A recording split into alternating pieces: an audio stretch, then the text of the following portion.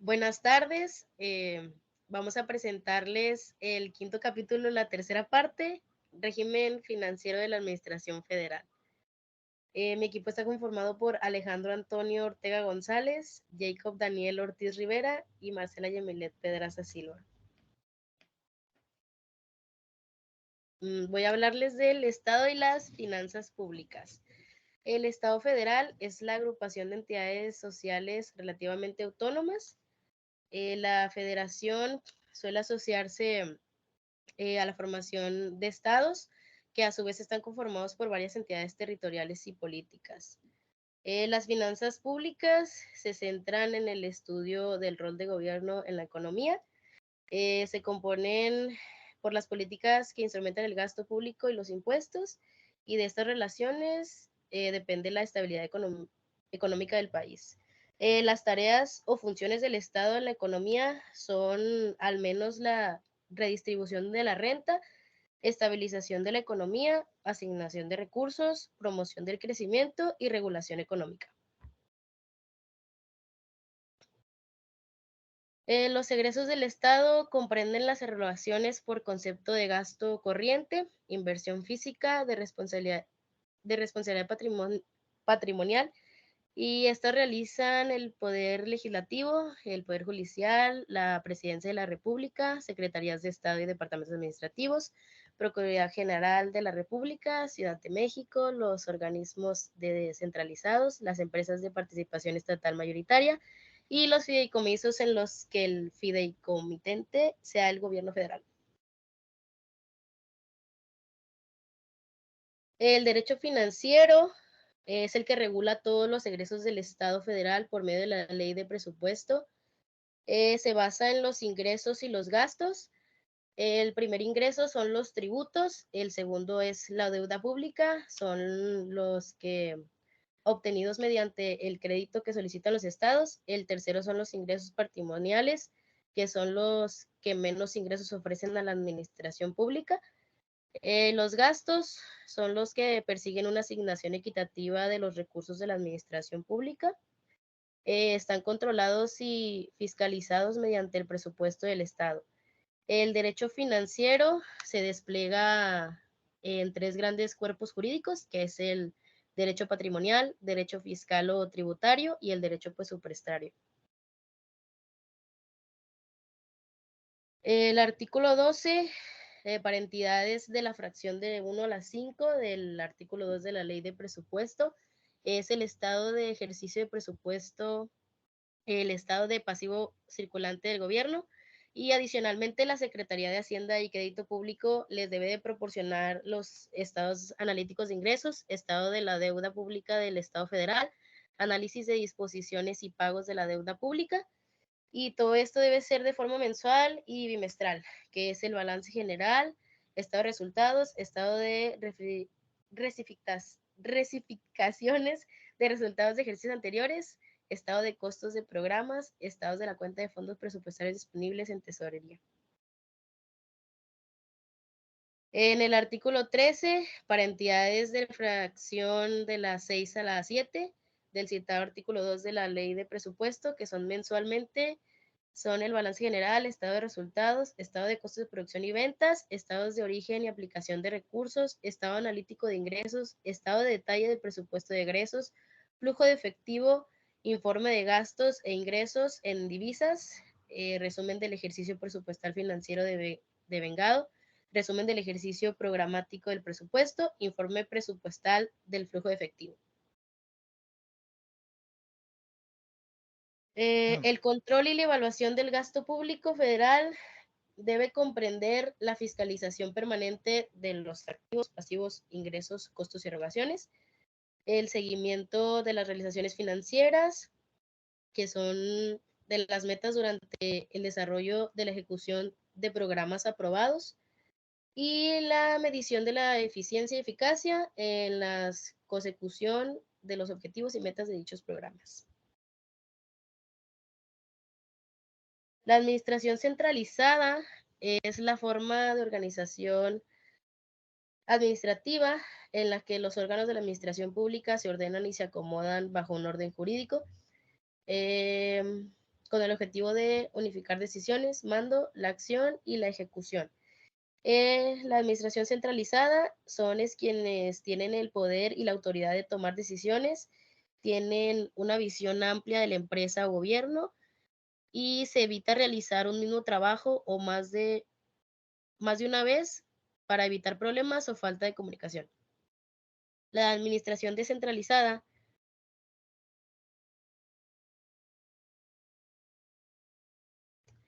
es una forma de organización que adopta la administración pública para desarrollar las actividades que competen al Estado, que son de interés general en un momento dado a través de organismos creados específicamente para ellos, dotados de la persona jurídica, el patrimonio y el régimen jurídico propio. La descentralizada son los jefes de departamentos los que toman las decisiones directamente, por lo que hacen un mejor aprovechamiento y uso de tiempo. Se presenta la capacitación del personal subordinado también. A continuación, sigue mi compañero Alejandro. Yo voy a hablar del Estado como rector económico del país y el Estado federal aquí es el que se encarga de las finanzas públicas del Poder Ejecutivo Federal y este es fundado por la ley que también es el rector de la economía nacional. Y esto se menciona en el artículo 25 y 26 de la Constitución Política de los Estados Unidos Mexicanos. Am, en esta rectoría se menciona que la facultad contenida dentro de los derechos fundamentales del hombre establece como garantías, se establece como garantías de los individuales. El concepto de rectoría equivale a la función de gobernar, pero en este caso se utiliza más como en el significado económico en el texto constitucional. Y en el artículo 25, como se mencionó antes, corresponde a la facultad de Estado que planeará, conducirá, coordinará y orientará toda la actividad económica nacional. Y en el artículo 26, el Estado es el que organizará un sistema de planeación democrática de la nación, que imprima solidez, dinamismo, permanencia y equidad al crecimiento de la economía, para la dependencia y la democratización política, tanto social como cultural de la nación. Y en lo anterior que se mencionó en estos artículos es que esto se desprende del rector de la economía nacional del Estado federal en sí. No se discute si está bien o mal que lo sea, ya que no es el lugar para ello, pues este es un tratado de derecho administrativo, no de derecho constitucional.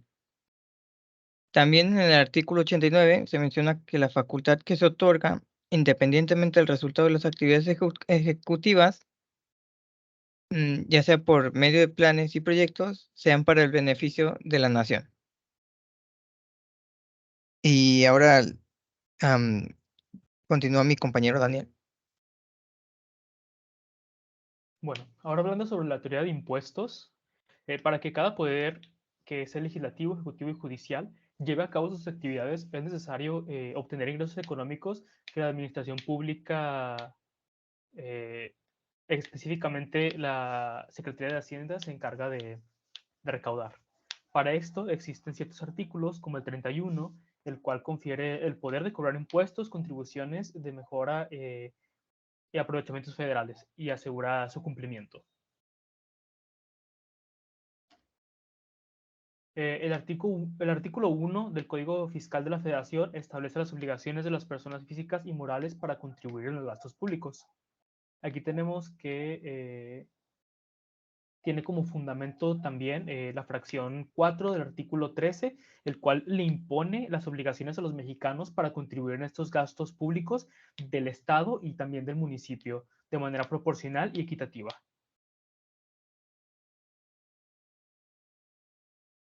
El impuesto se define como una contribución unilateral, ya que se impone por una sola voluntad, y en este caso es del Estado, y no tiene contraprestaciones porque a cambio de este impuesto no se entrega ningún bien. Como fue mencionado antes, su finalidad es obtener ingresos para sostener las anteriores, los anteriores poderes mencionados. Los principios, la legalidad se refiere a que la administración pública no se puede aplicar si no está expresamente autorizado. La generalidad se refiere a que el impuesto será general para todas aquellas personas o entidades que se encuentren en una situación jurídica. La proporcionalidad y la equidad debe ser proporcional al capital que le afecta. La cantidad de dinero, esto quiere decir que la cantidad de dinero no debe ser igual para todos. Debe ser específica en este caso para quienes tienen mayores ingresos o patrimonios, deben contribuir con una mayor cantidad de los impuestos para verse menos, ya que se ven menos afectados económicamente a comparación de los que tienen menores recursos, que en este caso si fuera para todos igual, se verían más afectados estas personas con menos dinero. La certeza, esto significa que las autoridades fiscales no pueden interpretar las leyes fiscales a su criterio, sino que deben de aplicarse tal y como están escritas, sin hacer ninguna interpretación propia o analogía que impida sus efectos. Y la relación de impuestos con el gasto público. Y pues este gasto público debe estar financiado por los impuestos que se cobran los ciudadanos y las empresas. El gobierno debe recaudar suficientes impuestos para cubrir estos gastos que ya están planificados. Y existen otros tipos de ingresos. En este caso tenemos como uno de ellos los derechos, que son las contribuciones que se establecen por el uso o aprovechamiento de bienes de dominio público de la nación, así como por recibir servicios que presta el Estado para el público, ¿no? Por ejemplo, cuando se paga una cuota por ingreso en un parque nacional o una playa pública, se está pagando un derecho por el uso o aprovechamiento de un bien de dominio público.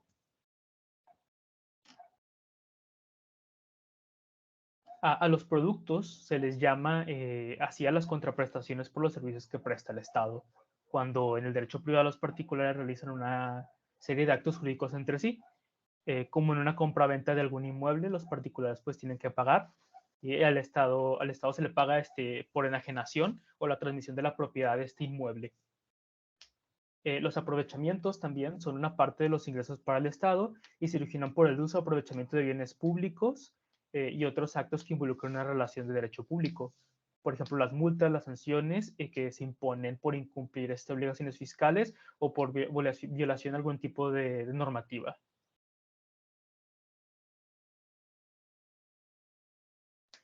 Las aportaciones de seguridad social también son una de ellas.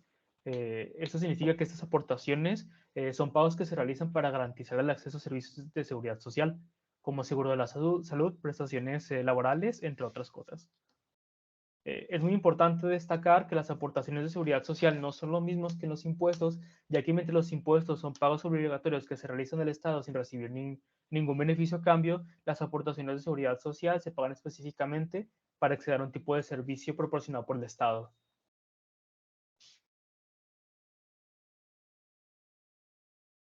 Bueno, competencia federal, estatal y municipal de los impuestos. En este caso hablamos de nuevo del artículo 31 en su fracción 4, que establece que todos los ciudadanos mexicanos tenemos la obligación de contribuir por los gastos públicos. Por otra parte, el artículo 73 en su fracción 30 de la Constitución establece que el Congreso de la Unión tiene la facultad de establecer las contribuciones sobre el comercio exterior, así como el aprovechamiento y explotación de recursos naturales. Esta fracción también establece que el Congreso puede expedir estas leyes para regular las instituciones de crédito y sociedades de seguros.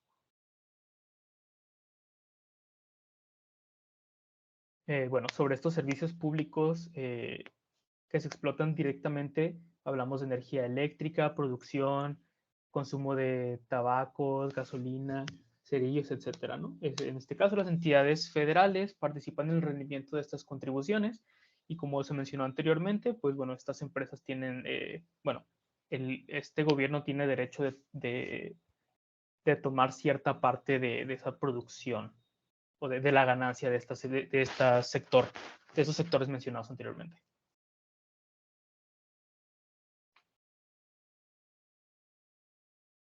Bueno,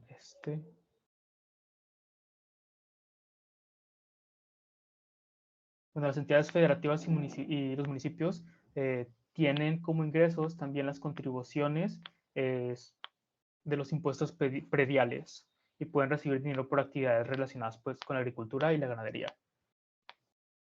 Además, las legislaturas estatales pueden crear leyes para establecer más impuestos que los municipios pueden cobrar a las personas que tienen inmuebles como casas o terrenos.